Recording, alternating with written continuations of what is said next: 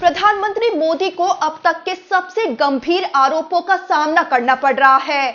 अब आरोप इतने गंभीर हैं कि मामला प्रधानमंत्री मोदी के चरित्र से जुड़ा हुआ है। बड़ी बात यह है कि ये आरोप लगाए उस महिला ने है जिन्होंने कभी प्रधानमंत्री मोदी की प्रशंसा में मोदी नामा जैसी चर्चित किताब लिखी थी। दरअसल मामला उठाया था बीजेपी के ही सीनियर लीडर सुब्रमण्यम स्वामी ने। उन्होंने गंभीर आरोप लगाते हुए ये कह दिया कि बीजेपी की 3-4 महिलाएं केवल इसीलिए सांसद बनी क्योंकि उन्होंने प्रधानमंत्री मोदी के साथ संबंध बनाए और यहां तक कि एक महिला तो इसके आधार पर मंत्री भी बन गई। सुब्रमण्यम स्वामी ने तो यहां तक कह दिया कि वो उन महिलाओं के नाम भी बता सकते हैं। दरअसल सुब्रमण्यम स्वामी का ये बयान एप्स्टीन फाइल्स को लेकर किए गए सवाल के बाद आया। एप्स्टीन फाइल्स पर सवाल सुनकर सुब्रमण्यम स्वामी ये बोल पड़े कि दूसरों की बात छोड़िए, अपने घर की बात सुनिए। और इतना कहकर उन्होंने पीएम मोदी के चरित्र पर गंभीर आरोप लगा दिए। अब सुब्रमण्यम स्वामी की बात करें तो उनकी पीएम मोदी से नफरत तो जग जाहिर है।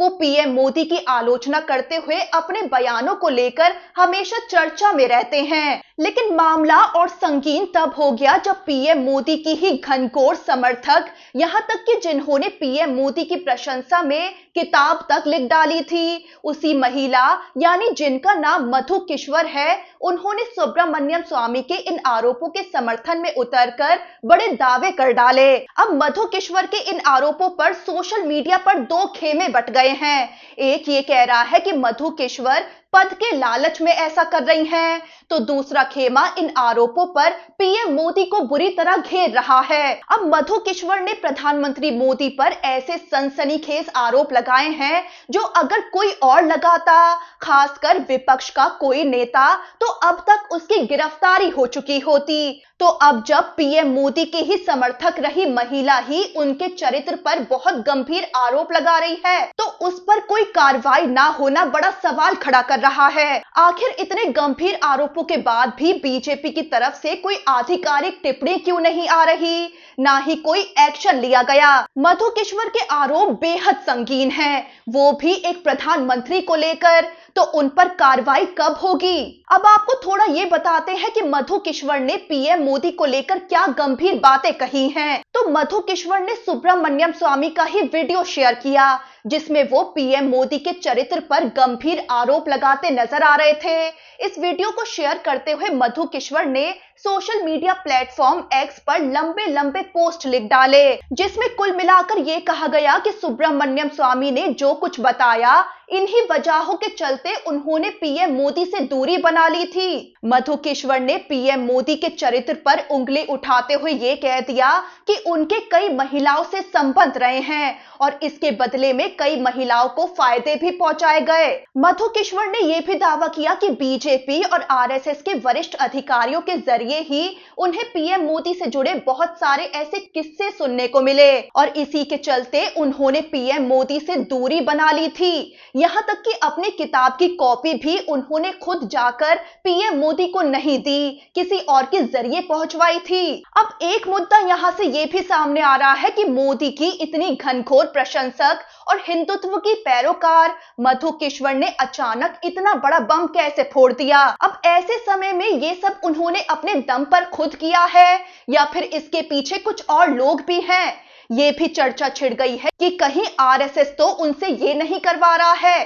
सवाल बन रहे हैं कि क्या आरएसएस का गेम प्लान है ताकि पीएम मोदी को प्रधानमंत्री के पद से अब हटाया जा सके। दरअसल प्रधानमंत्री मोदी 75 साल के हो चुके हैं और संघ में ये परंपरा रही है कि 75 साल पूरे होने पर उस लीडर को एक्टिव राजनीति छोड़नी होती है। अब पीएम मोदी तो अभी भी प्रधानमंत्री के पद पर कायम है, जिसको लेकर वक्त वक्त पर संघ में असंतोष भी सामने आता रहता है। अब इन गंभीर आरोपों के पीछे अंतर की बात क्या है, क्या सच है और क्या नहीं, इसको लेकर कुछ नहीं कहा जा सकता क्योंकि मामला बहुत ही ज्यादा गंभीर है। उधर विपक्ष ने तो इस मामले को फौरन लपक लिया है। कन्हैया कुमार का बड़ा बयान सामने आया है। वो बोले कि ये एप्स्टीन फाइल का इंडियन वर्जन सामने आया है। पीएम मोदी पर तंज कसते हुए वो आगे बोले कि सरेंडर जी की आत्मकथा लिखने वाली महिला ने अवतारी पुरुष को व्यभिचारी पुरुष बताया है। ये वो सच है जिसे किताब में छुपा लिया गया था। उन्होंने इसके बाद आगे लिखा कि हम क्या चाहते हैं, आजादी, एप्स्टीन गैंग से आजादी। यानी कन्हैया ने तो इस मामले को एप्स्टीन जैसे मामले से ही जोड़ दिया है। उधर आम आदमी पार्टी का भी बड़ा बयान आया है, जिसमें कहा गया कि देश के प्रधानमंत्री पर महिलाओं के शोषण के गंभीर आरोप लग रहे हैं। ये आरोप लगाने वाला कोई और नहीं बल्कि उनकी बायोग्राफी लिखने वाली एक महिला है। आम आदमी पार्टी की ओर से आगे कहा गया कि महिला के आरोपों के मुताबिक मोदी जी ने महिलाओं का शोषण किया और बदले में उन्हें अहम पद दिए। आगे कहा गया कि मोदी जी ने कई महिलाओं की जासूसी भी करवाई। आम आदमी पार्टी ने आगे कहा कि अब सवाल ये उठ रहा है कि जब प्रधानमंत्री पर इतने गंभीर आरोप लगे हैं तो क्या इसकी निष्पक्ष जांच होगी। इसी के साथ कांग्रेस की आईटी सेल संभालने वाले आवेश तिवारी का भी बड़ा बयान आया है। उन्होंने कहा कि देश के पूर्व प्रधानमंत्री पंडित जवाहरलाल नेहरू पर भरी संसद में निशिकांत दुबे जैसों ने ओछे आरोप लगाए थे और पूरी सरकार, लोकसभा अध्यक्ष सुनते रहे, तालियां बजाते रहे, हंसते रहे। वो बोले कि मुझे द्रौपदी का चीरहरण याद आया जिसे देखकर कौरव अट्टहास कर रहे थे।